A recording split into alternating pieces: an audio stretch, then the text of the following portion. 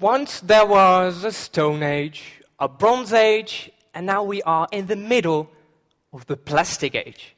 Because every year we produce about 300 million tons of plastic, and a fraction of that enters rivers, waterways, and eventually the oceans. If we want to eat a biscuit nowadays, we have to buy a biscuit within a plastic wrapper, within a plastic tray, within a cardboard box, within some plastic foil, within a plastic bag. It's not hazardous nuclear waste, it's a biscuit. And well, this is me. I love diving. Just taking you through my holiday slides here. This is at the pristine Azores Islands. And this is how their beaches look. Covered with plastic fragments. Due to sun and waves, over the years, the garbage breaks down into ever smaller pieces, but remains plastic. And, well, interestingly, you don't see a lot of red particles in here, because those look like food to birds more than any other color. So this is the result. And while the debris primarily collects at these 5 rotating currents, called the gyres, where it doesn't only directly kill sea life, but due to the absorption of PCBs and DDTs, also poisons the food chain. A food chain that includes us, humans. And while diving in Greece, I came across more plastic bags than fish. And astounded by the depressing sight, my Scottish dive buddy turned to me and said, "Well, lots of jellyfishes here, Dee. Seen about 1,000. There were no jellyfishes. And when talking about environmental issues in general, I think a common response is, well, that's a long way off. That's for our children to worry about.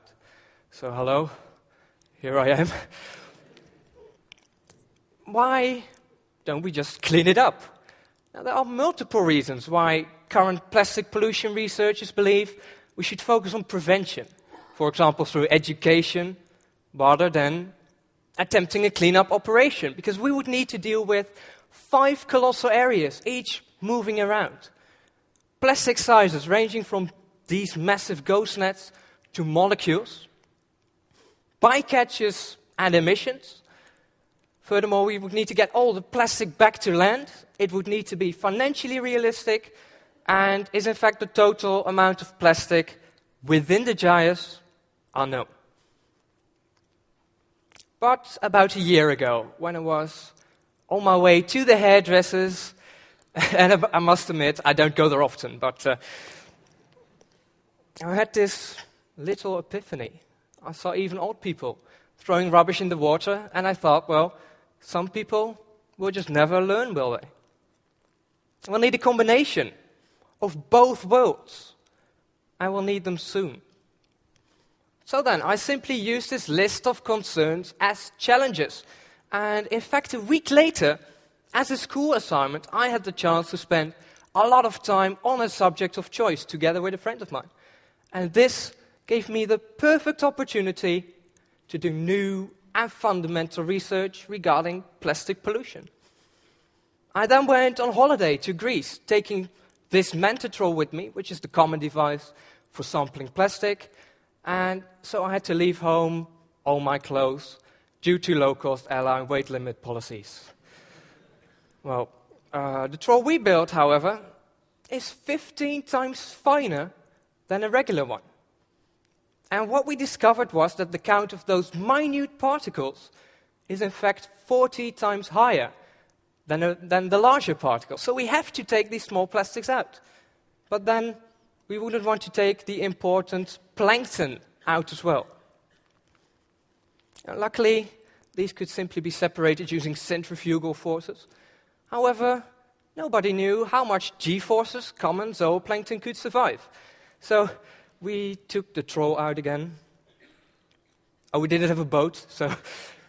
And Now, we tested it, and in fact, they can survive over 50 Gs, which is more than enough for successful separation. And then, in order to know up to which depth the ocean surface should be cleaned, we designed and built something that I call a multi-level troll. We basically stuck 10 trolls on top of each other. And here you can see us testing that on the North Sea. I thought it was a great day. I was the only one who didn't get sick. But then the so perfectly working troll, it broke. And of course, we didn't quit there. Because I believe you can't clean up something you don't know the size of. I've heard estimations ranging from several 100,000 tons all the way to 100 million tons. But I knew we really needed a better estimate, some scientific data. So then I simply contacted some professors from the universities Delft, Utrecht and Hawaii, who then actually helped us with determining how much plastic there is in the top layers of the gyres. The result? A whopping 7.25 million tons of extractable plastic in 2020. That's the weight of 1,000 Eiffel Towers floating in the gyres. Now, researcher and in fact discoverer of the Great Pacific Garbage Patch, Charles Moore, estimates it would take 79,000 years to remediate that. However, I believe the Great Pacific Garbage Patch can completely clean itself in just 5 years. And that is a difference of 78,995 years. Well, of course, this is the conventional idea of extracting litter, right? So you have a vessel and a net fishing for plastic. Of course, multiple vessels could be used to cover a larger area, but by spanning booms between those vessels, suddenly a much larger area would be covered, because the essence is not to catch the debris, but divert it. Because there is no mesh size, we can even get out the smallest particles. And since all organisms can simply move under the booms, we'll be able to eliminate bycatches by 99.98%. But if we want to do something different, shouldn't we also have to think differently? For example, then, the adsorption of PCBs by plastic is not such a bad thing. It's a good thing. Get all the plastics out and simultaneously remove tons and tons of persistent organic pollutants from the marine environment. But how would we minimize environmental, financial, and transportation costs then? Let's use our enemy to our advantage, okay? The oceanic currents moving around is not an obstacle. It's a solution. Why move through the oceans if the oceans can move through you? By fixing the ships to the seabed and letting the rotating currents do their work, vast amounts of funds, manpower, and emissions will be saved. The platforms will, of course, be completely self-supportive, receiving their energy from the sun, currents, and waves. And inspired by my diving at the Azores, it now actually seems that the best shape for these platforms is that of a manta ray. By letting its wings sway like a real manta, we can ensure contact of the inlet with the surface, even in the roughest weather. Well, imagine a zigzagged array of just 24 of these platforms cleaning an entire ocean. Let's make a comparison, okay? These are the beaches of Hong Kong earlier this year, the largest plastic spill in history, and this is their source, just 6 containers. How much could we get out? Over 55 of these containers per day. Not only is plastic directly responsible for over $1 billion in vessel damages a year? No, the awesome surprise for me was that if we'd sell the plastics retrieved from the 5 gyres, we'd make over $500 million.